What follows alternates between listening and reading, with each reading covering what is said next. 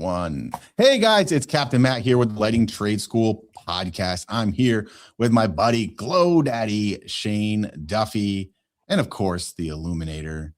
Boys, how are you doing? Cap, I love your voice. You usually have that just intro radio voice. But anyways, man, I'm great, right? Still springtime. Last month was greatest revenue month of the year for us, thus far. It normally is. Just kind of keeps getting gooder and snowballing till Q4. Gooder? Yeah, getting gooder. Keeps getting gooder. Gooder. That's in Texas right there. I'll tell you what, we're getting so gooder over here. That's how us Texas folk talk. Oh, man. I wish I had some hash browns, but they were gooder. And Shane, it looks like you have brought is that your son with you, or is that oh wait, just in a small chair? Did you bring a guest? This is Ryan. But I purposely, sit any guest in a shorter chair so it looks like I'm taller, because Ryan's actually taller than me. He's way down. So it's it's a boss play tactic. Yeah. But yeah, so Ryan just kind of randomly came in today. I thought he would be good for the podcast because Ryan is an expert at door knocking. He's been doing it. He's won national awards. He goes all over the nation, highly sought after by companies, to run blitz campaigns in door knocking. So Ryan just made it into San Antonio, where he's originally from, to start working with Glow Geeks and building that door knocking division that we want. Wow. So Ryan has not been door knocking for lights. I mean, he's familiar with the lighting industry. He's done installs in the past. He's done sales. It's just not what he's been doing for the last few years.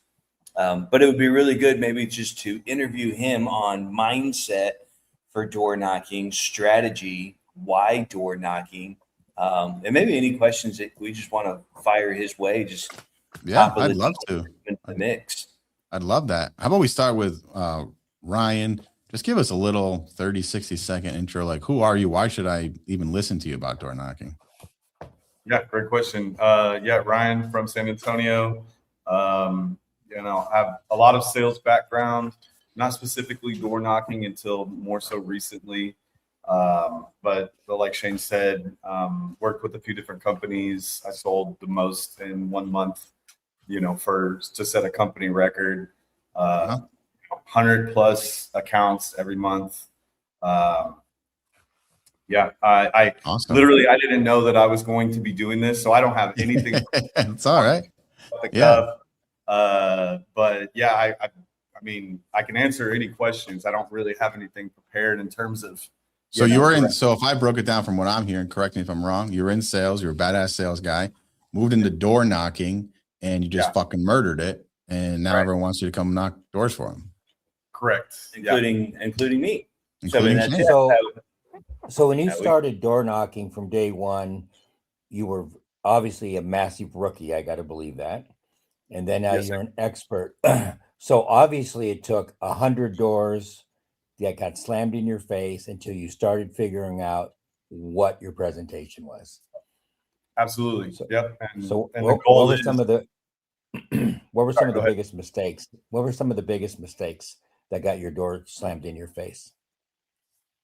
Starting from the very beginning, your positioning at the door. You don't want to be, right on the door, right when they open, to be staring at you. So you stand back a little bit, kind of turn your body posture so you're not, in a confrontational kind of posture looking right at them.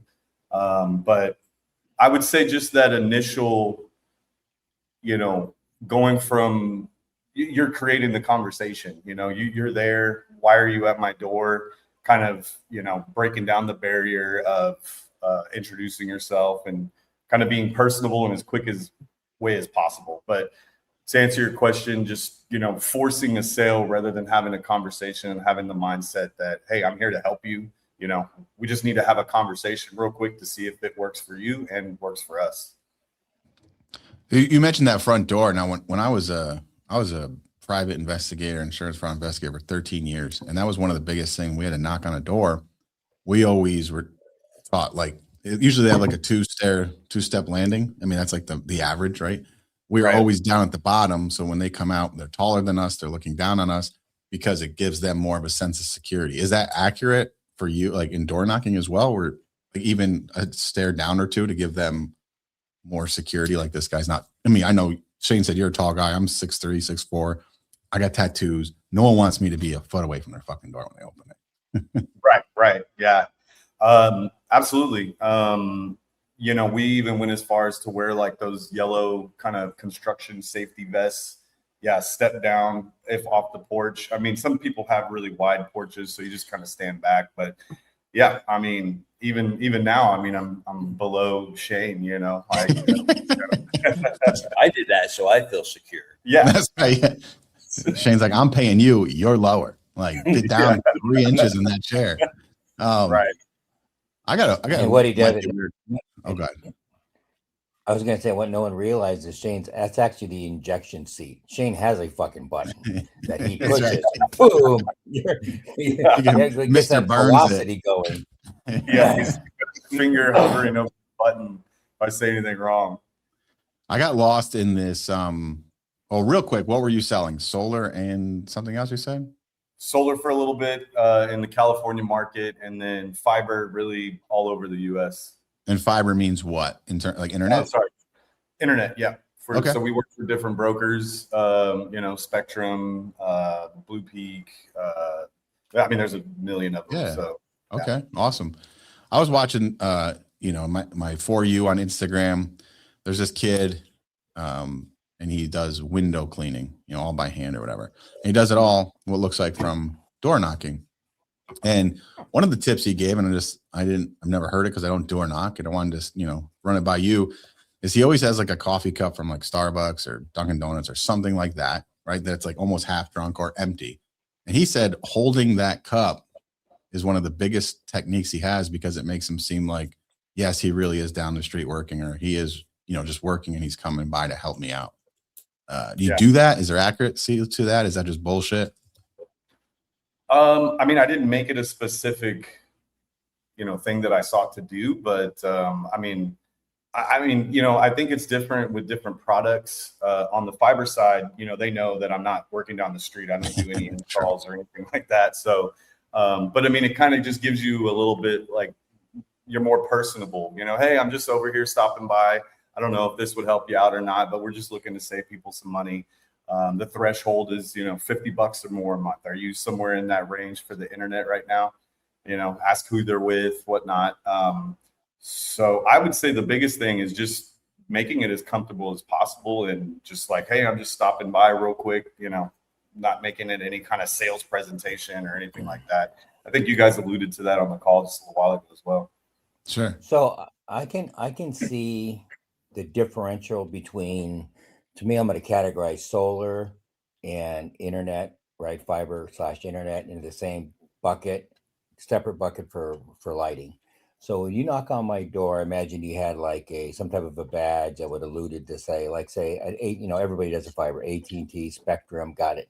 So it's very easy for you to knock on my door and say, listen, I represent AT&T and Spectrum. Now, obviously, that neighborhood only has one fiber company in it. Probably it's either Spectrum, AT&T, somebody, right? Hey, I represent AT&T. We've got fiber in your neighborhood, right? We know you're not on fiber right now, right? Which would be factually true because obviously AT&T just put fiber in, and we want to convert you over. So it's a supernatural thing to say. You know, I'm blanketing the neighborhood right now. AT&T just invested $14.2 billion in Southern California for fiber. All that would be believable.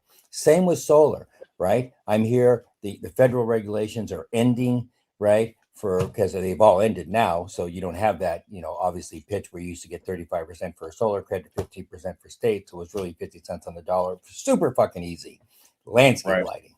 Knock, knock, knock. What the fuck is the pitch for that? Right? Yeah. There is no fiber. There is no federal tax credits. There is nothing. So would you have to come up with what's believable for me to knock on the door? And I'm saying this because people call me on a daily basis. Hey, we're in your neighborhood. Click. I hang up on them fucking immediately. Go fuck yourself. Someone knocks on my fucking door. Who the fuck are you? Right. Yeah. So somebody better have a good message. Like, hey, we've partnered up with insurance companies. right? Or I hate to use partnered up, but I'll think of a better word, but I'll use that. We partnered up with insurance companies knowing that when your house is fully lit, it's the first layer of security. There are 7 different layers of security. Number 1 is outdoor lighting. Number 2 is a security system. Number 3 is a signage, whatever the hell it may or may not be. Well, okay, that may be a good pitch that I listened to. So how hard is it to come up with your strategy?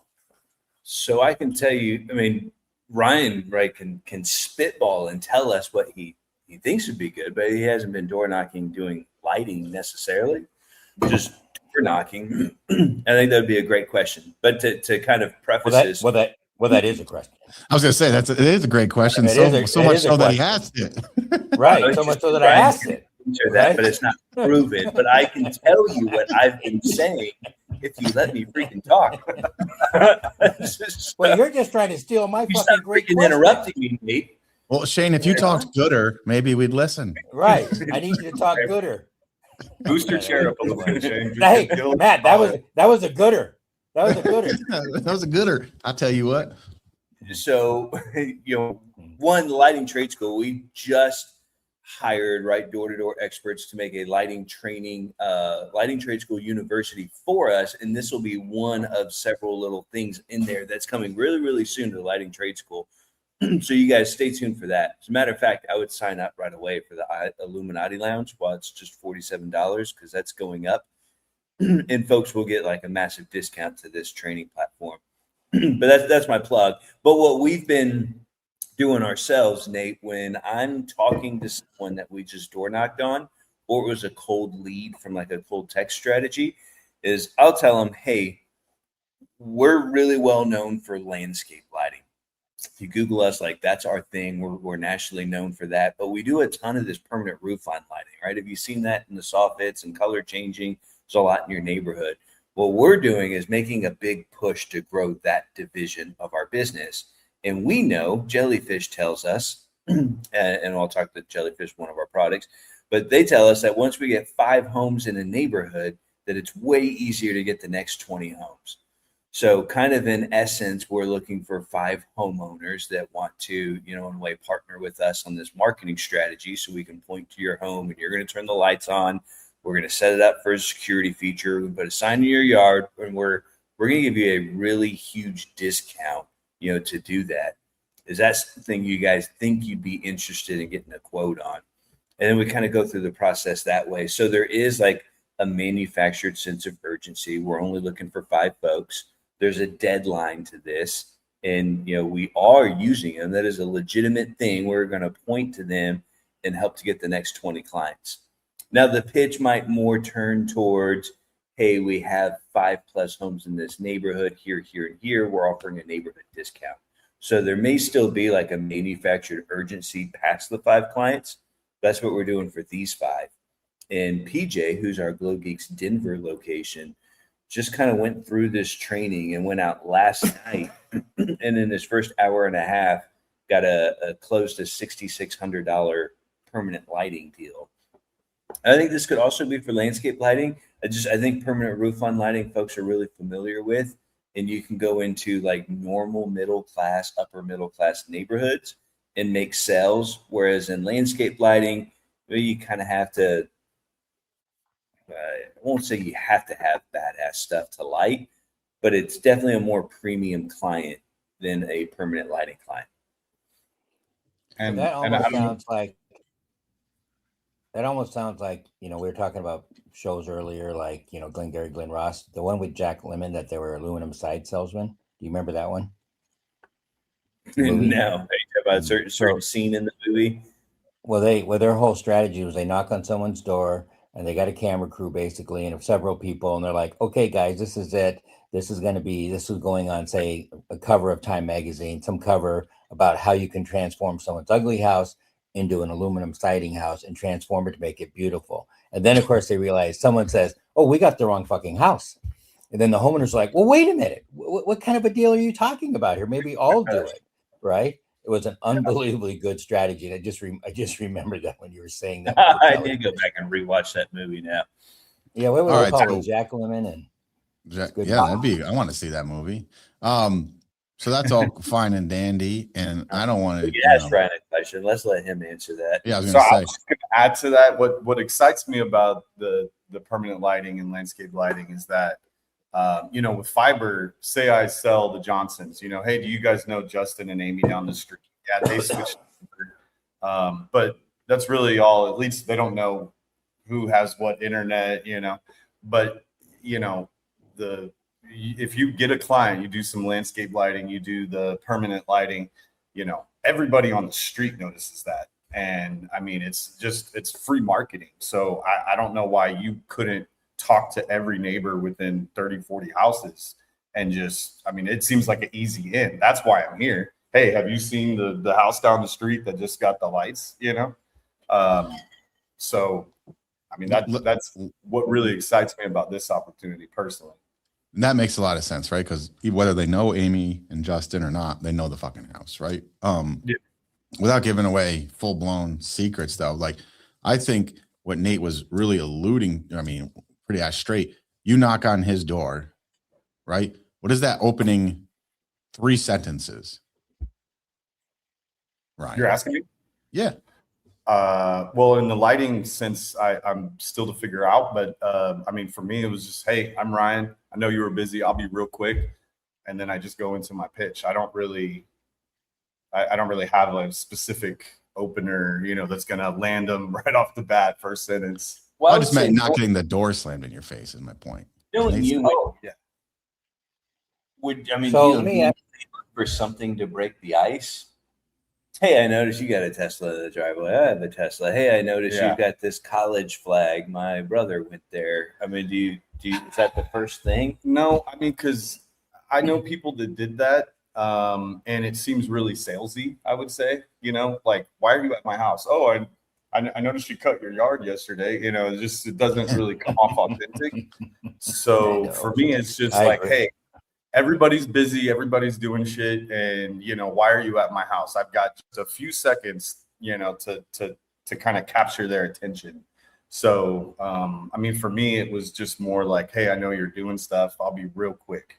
And then I go into whatever. And then I do add all that stuff in as I'm talking, but, I'll bring up like, oh yeah, you got a Tesla, I got a Tesla too, or whatever. But that's more so like building the rapport and kind of building a relationship with them. So you don't start off like ever with a joke. Hey, the IRS tell you I was coming by. Yeah, I do that. I have done that. And I tried different ones, like you said, hey, did the IRS tell you I was stopping by? No. Okay, good. Because that would be weird. I'm just the internet guy, and then go from there. And how was those responses? Like when you did like that joke specifically? Got a few eye rolls, and then sometimes people would laugh, and then like, okay, what are you doing? Okay. So yeah. But Nate would probably shoot you. You're from the IRS. Yeah. So let me ask you this, knowing that when you're doing some type of a campaign, door to door, right? Cold calling, magazine, we don't know what the best message is. So for me, and I'll make up the number, I knock on 5 doors. I have a 0%. People just slam the door in my face. So at some point, I'll call it 5. I change my message. I get door slammed twice. Now it's 5 out of 10. I change my message. So I'm always changing my message. I'm not being stubborn, blaming the people. Oh, this fucking idiot just slammed the door in my fucking face. And at the end of the day, I have a 0%.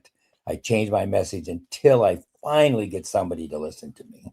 Is that a strategy that you would use? To be honest, I found I found kind of a pitch that worked, and I stick to that. Changing a bunch, but once it works, my point was it didn't work. Yeah, I was failing. So until I got it to work, then I stayed with the message and maybe fine tuned it. That was my point. Yeah, absolutely. Trying to figure out when you got the gooder one. When you got the gooder one, I stuck with it. Yeah, when you get it down and you feel comfortable, and everybody's going to be a little bit different. I go and I'll knock or shadow somebody, and they kind of have they interject their personality into it. You got the basic framework for what you're going to say and what points you want to be at during the conversation, but and then your personality kind of comes in between that. But yeah, absolutely. But once you find something that sticks, you stick with it. But you have to have the mindset that you can't say enough of the right things to the wrong person, and you can't say enough of the wrong things to the right person. So, you're going to get doors slammed in your face no matter what you're saying. And you just have to kind of go with it. It's part of the, it's the nature of the beast. So as far like here in Southern California, probably California period, nobody answers their door because that's what thieves do. They knock the door, they come in, bust down. They've watched it. They know the husband's at work and the wife's home alone. So they preach, never answer the fucking door ever. Right? Yeah. Because anybody knocking on your door, right, is a salesperson or a bad guy. No one's knocking on your fucking door. They're picking up the phone, calling you. Hey, I'm coming over. Yeah. So that has got to be a hurdle with door-to-door things right now, right? So obviously most people have Ring cameras. So you now have to dress appropriately, have that badge, something, because I got to believe even for someone to answer the door, it's got to be really bad. Right. Well, I mean, I will add that California is the only place I've had multiple guns pulled on me. So, but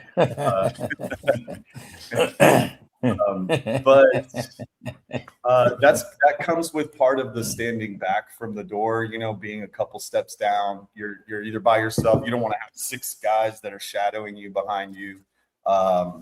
We would wear a yellow vest, but, and I wasn't really prepared to have anything for this, but, I think that, just in my mindset, I would like to talk to the people that have seen, the houses on the street. I want to start with like a warm market. So, hey, I'm just here because we did the lights down the street. I'm sure you've seen it, and then customers that are already either the pressure washing or window cleaning, or they've already done landscape lighting, they're in the database in some way. So I'm not just some random guy that's showing up at the door. I have a reason why I'm there. All right. I have 2 questions. One, I want to ask, like, rewind to when you're first starting the door knocking portion of your sales career. What was that like? Was that like really fucking demoralizing? Because I'm sure, and maybe I'm wrong, like, wasn't your first week or a month like, this fucking sucks, or no? Absolutely. Yeah. No, fumbling over words, a lot of awkward situations, uncomfortable silence. What do I say now? Oh, hey, yeah, the grass is, great, or I love your bushes, or whatever, you're just trying to think of anything to say. And I think that's where going through the repetition of doing it, you just start to get more comfortable. You can be a lot more personable. You can even point that out. I know this is super weird. I apologize, but I mean, it just, you get more accustomed to it. But yeah, you fall flat on your face quite a bit for the first week or so. Would you say? So was there go ahead. Is there weird individuals like yourself that like actually enjoy door knocking? Does it ever get to the point where you're like, man, I love my job? Yeah. Or do you just hate it every day? You just do it because you get paid a lot? No, I love it. I love uncomfortable like situations and trying to push the boundary. The no soliciting signs, those are my favorite people to talk to. Did you love that the first month? Does that love like take a while to grow? Is it an acquired taste? Well, you've known me for a while, so like I kind of have that personality, but even just dealing with other people that I worked with, like they grow into it, I would say. Well, that was going to lead in my conversation. Can anyone door knock? Because I know Ryan, I've always said he is like the master of like breaking the ice and instantly being likable. Like it's a natural born trait. Maybe you've made it better and perfected over the years, but a lot of people don't have that natural instant likability. Right. How many people do you see like come and go and just absolutely use revolving door when we're trying to hire for sales guys? That's a good question. I mean, if someone sticks with it long enough, I think anybody can do it, because I've even seen like the more analytical minded people that are numbers and whatnot, they can be successful at it too, because just like every person's different on this side of the door, same with them, maybe my personality that, I mean, of course I've been told no many times, so it maybe rubbed them the wrong way, but maybe you'd be more likable or the next guy, you know? So can we do a comparison of solar versus internet? Just like a typical day for you out knocking doors. Like, how many doors would you knock, and how many people would move to the next phase? Doesn't matter what the next phase is. So like, what did that look like on a day to day for you? So our process, we close at the door. It's just the internet. Okay. You don't need to ask your wife or husband if it could save you, $600 a year. Why would we not do this right now? But there's also no commitment, because all we're doing is I'm just a scheduler. We just set up a time to drop the equipment off, install it for you. Then you have 30 days to try it. If you don't love us by the end of that 30 days, you go back to who you're with, or you stay with who you're with, and doesn't cost you anything from us. But my goal would be, at first it was to knock 100 doors a day. That was my goal. But then I quickly realized that it doesn't matter how many doors I knock, it's how many conversations I have. So then it went to, 30 to 40 solid conversations. Whether they tell me no or yes, doesn't matter, because the more conversations I have, the better results that I'll have. Because, like in the Midwest, they have a lot of houses that the garage is behind the house. So you look for signs of life. You look at the driveway. If there's an oil spot, but there's no car there, they park outside the garage. Don't even stop at that house. If all the windows are open and there's lights on inside, obviously you go approach that door. But you can get burnt out really quick. That's probably the biggest, I guess, aggravator, or something that would frustrate me, would be to knock 100 doors and not talk to anybody. Then I feel like I'm just wasting time. Yeah, got it. So No, I don't feel like I'm getting those. Before I lose sight of this, I want to circle back to what you said. Your favorite thing was a no soliciting sign. That really shocks me, because typically in my experience, for whatever, and I never really door knocked. I did a little bit, which I could share, but someone has a no soliciting sign. I have a no soliciting sign. I'm like, you can't fucking read. So obviously I'm not going to fucking talk to you because you don't have a fucking brain. That would be my attitude. Get the fuck out of here. I don't want to talk to you. Absolutely. So it shocked me that you said that. So can you go deeper on that thought? So kind of the train of thought that I was taught anyway was that the reason they have a no soliciting sign is because they're an easy sale. So generally what I would do, I love it. Especially if you see they have a satellite dish. If you see they have a satellite dish, they bought Dish Network or DirecTV. If you see they have a Vivint sign, they bought an alarm system, ADT, whatever it may be. So, kind of my icebreaker for that one was like, generally speaking, they're very, very basic. Like the one you get at Walmart, it's like the no soliciting. It's just kind of a silver with the red lettering. I don't know if you've seen that.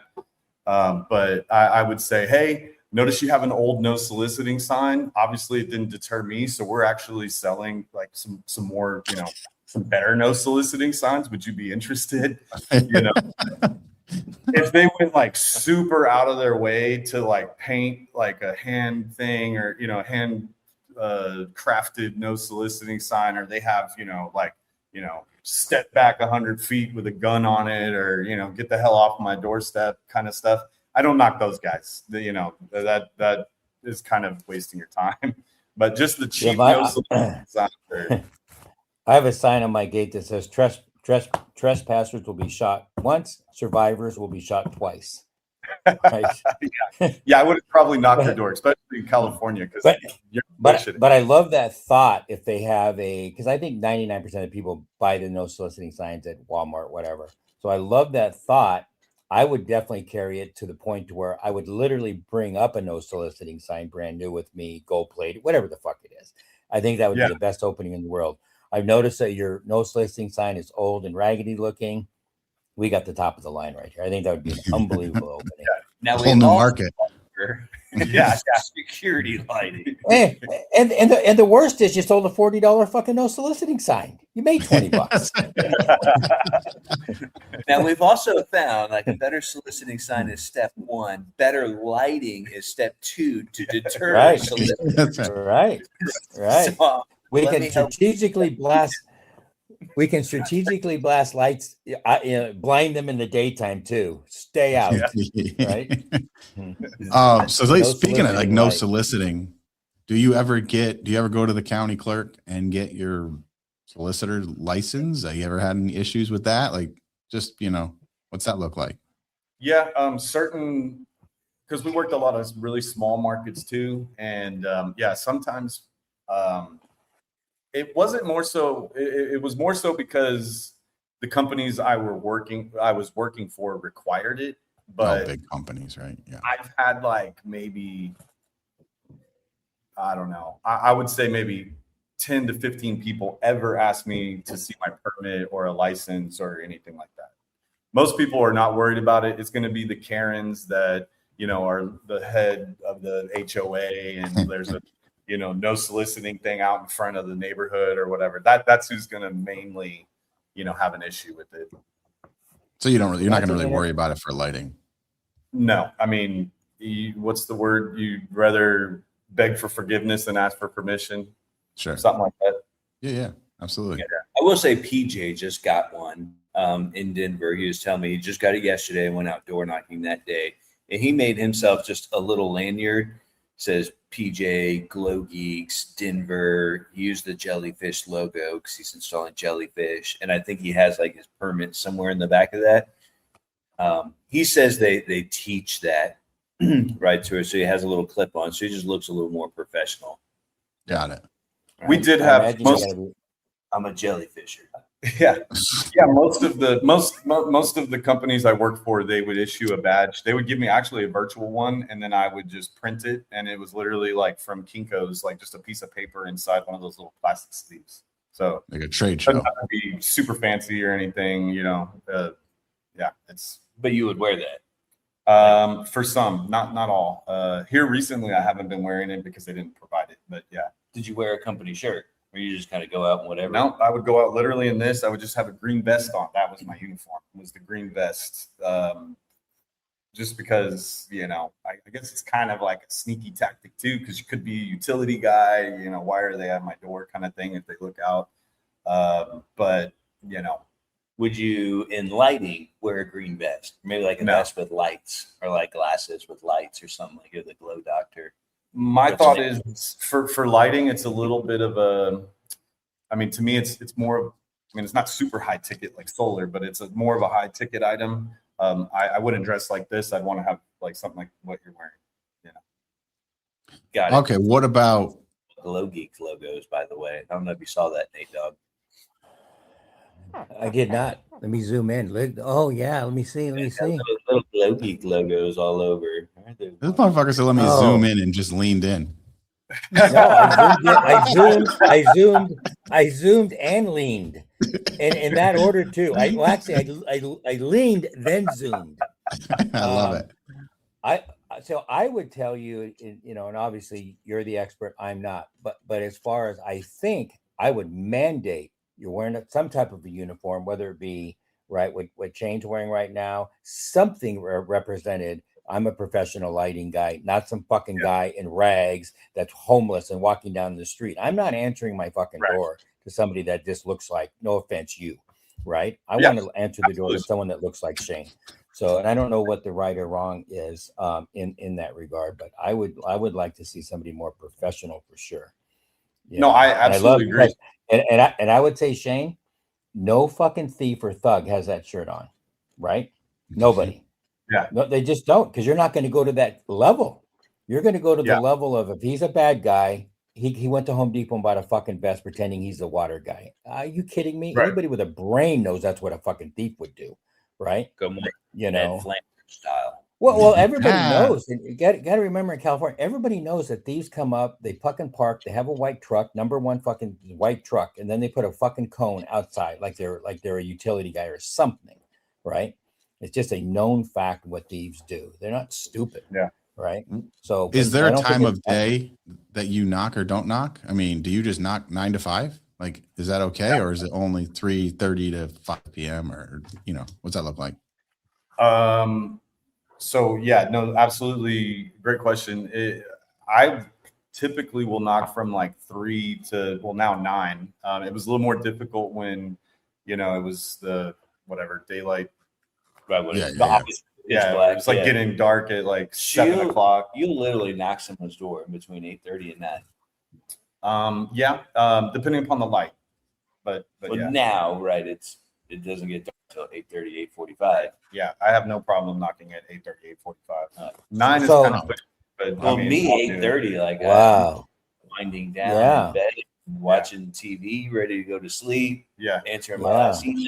Like if someone's knocking on my door, I'd be pissed if someone knocked on my door at 8:30. Yeah. My kids are asleep Yeah. at 8:30. so the Yeah, I icebreaker would too. is like, hey, look, real quick, I know it's getting a little later, but you're one of my last stops, and then I'm going home. I wanted the opportunity to talk to you before I left the area.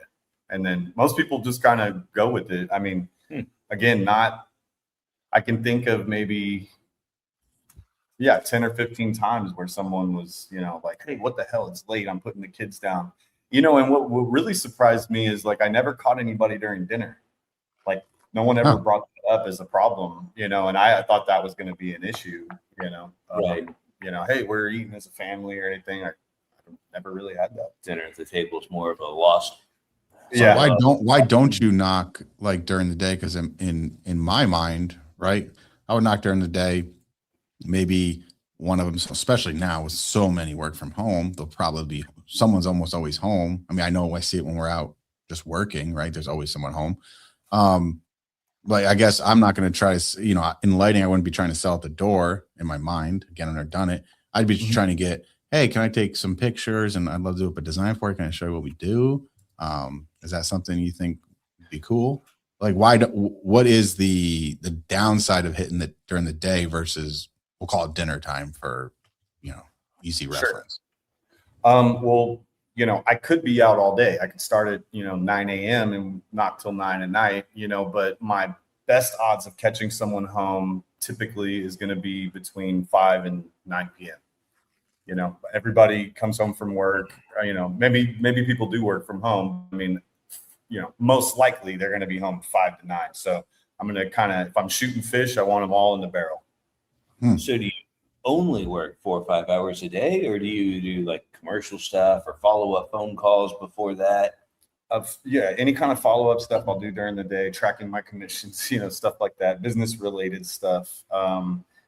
So door knocking is really for lazy people who don't want to get up till 2 p.m. Yeah, absolutely. So let me ask this question. So again, I don't know this. I'm just thinking. I think maybe I would, if I was going to start door knocking tomorrow, I might go out tonight and go to say 4 or 5 different neighborhoods and really go down every street semi-slow and analyze what type of lighting people have, make notes, right? And maybe my strategy might be, listen, we were over here potentially doing, go back to the strategy of, hey, we partnered up with Lifetime Lighting and we're going to do 5 houses on a marketing campaign. I might like that opening. So we were canvassing, you know, the neighborhood last night, and we happened to notice that your lighting is in disrepair, it needs work, or you have no lighting, you know, whatever it may or may not be. I think that could be a good strategy. Kind of like that. Well, hold on. Let's talk about that strategy real quick, because that's a good one in my mind, but it takes more work. So Ryan, is that something as a guy who's not the business owner, as you know, I'm commission only guy. Would that be worth the extra effort, or would you rather say, no, fuck it, I'm going to just go with what, you know, whatever script you have and just go, whether you know what they have or not? So that's a good question. I think if we have the same conversation in, you know, 3-4 months, I'd have like a better answer. Because I mean, I don't really know exactly what I'm walking into with this, because like with Fire, they provide the provider of the internet, the ISP will provide leads. So like, I know I go to this, you know, I have 150 leads. I'm hitting every single one of those doors. I know that, you know, it doesn't matter. No, those aren't really leads. Those are just, hey, these people don't have our internet. Correct. Right. So they're just cold still. No one knows them. They don't know you. Right. But I can't go to just any house or else I'm wasting time. But with this, I can literally go to any house that doesn't have permanent lighting or landscape lighting. Right. It's a little different, but I would imagine I mean, I think I don't want to say the only value, like the tremendous value is in areas where you guys are already present. Yeah, we already got some houses. Yeah, to me, everybody that's anywhere around that is a lead, period. Talking about being where you're at, I know during Christmas time, I used to have a sales guy who used to love coming to the job site when guys were actually on site, and that was during the day. Because he said it was always easier because they look out and they literally see a crew working. Right. So is that something you're going to explore with Glow Geeks? Is like, hey, if you're doing 15 Main Street, I'm going to go hit, even though it's 10 o'clock in the morning, I'm going to go hit the 30 doors around them, because when they leave or come back, they're going to see us working. Would that be valuable, even though it's outside of the dinner time? Yeah, no, I mean, for sure. I would at least attempt it, we'll see what the results are, but for sure. And this is a little different too, because I'm going from closing on the door to setting up an appointment, so Sure.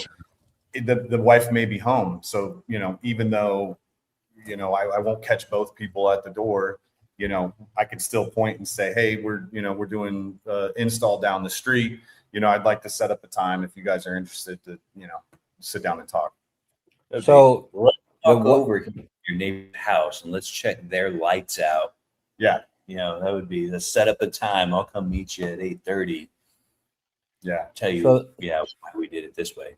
Sorry. So the one thing that we used to do, now this was going back in the day, right? What was very, very, very successful was we never door knocked. We never really did. I did have one exception, but what we did, and I'm going to say every job, whether it been a demo or whether it been a real install, I would have my guy's door hanger, and on the door hanger it said, "We are doing a job right down your street. Here's the address." And then we would let's just say that the house was, say, just pretend that say there's 100 houses on that street. We were doing the third house. We would literally door hanger all 100 because everybody is passing that main artery and they're seeing that house.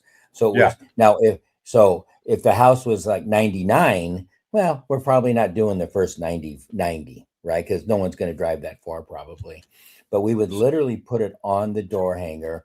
We are doing a job XYZ. And that was extremely successful. So my question to you is, do you door hanger when you're going up, knocking on the door and they don't answer? Are you leaving a door hanger, a flyer? Are you leaving something?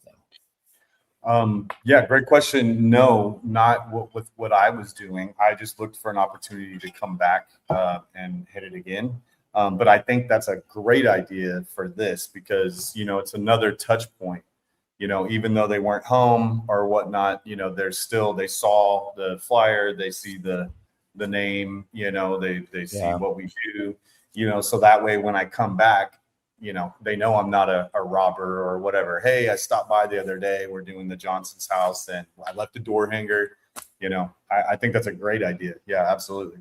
I think it's a minimum. I think you should do that for sure. Yeah, I like the idea. So Shane, just so you know, I have one gooder and you have none. Just because that was a gooder idea. This is exactly what you just said. Your neighbor at, and then we write it, just got, awesome lights. Check out our work. And then we get pictures in the front. This is an amazing flyer, Nate. Well, no, it is. And I think the opportunity is, we all know in sales, it's all about opportunity, right? So you're at the door, right? They don't answer, but you have the opportunity to leave something. Right. And I can tell you what I've done before in the past.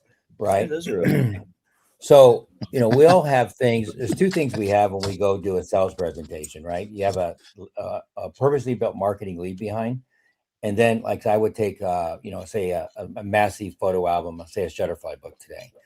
On purpose, I would leave that book on purpose. So it gave me the opportunity to say, hey, listen, I forgot my book. Do you mind if I come back?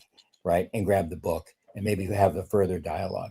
So possibly that could be a good strategy. Obviously, you would pre-qualify the home, super nice landscape lighting, expensive home on purpose. Maybe leave a book, right? Gives you the opportunity to come back. At least I would try that. And I think when we analyze sales guys, it's all about different activities that you're doing. Yeah, maybe that's the dumbest idea in the world, but you don't know it's the dumbest idea in the world until obviously it fails. So it could be a good strategy too. Well, and leave behind just, and come back. I know we've been on now for a minute here.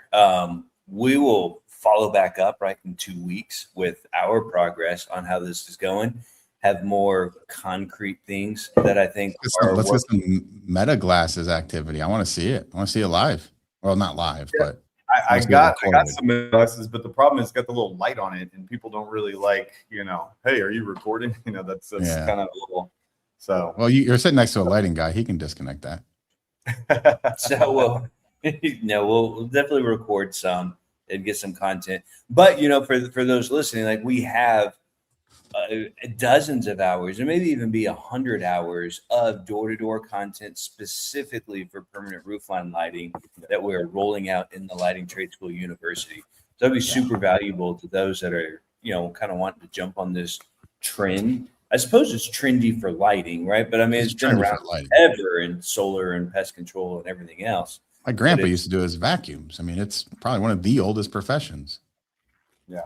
I used to sell rainbow vacuums. That's Kirby. Okay. Kirby for life. Yeah. Kirby's lighting.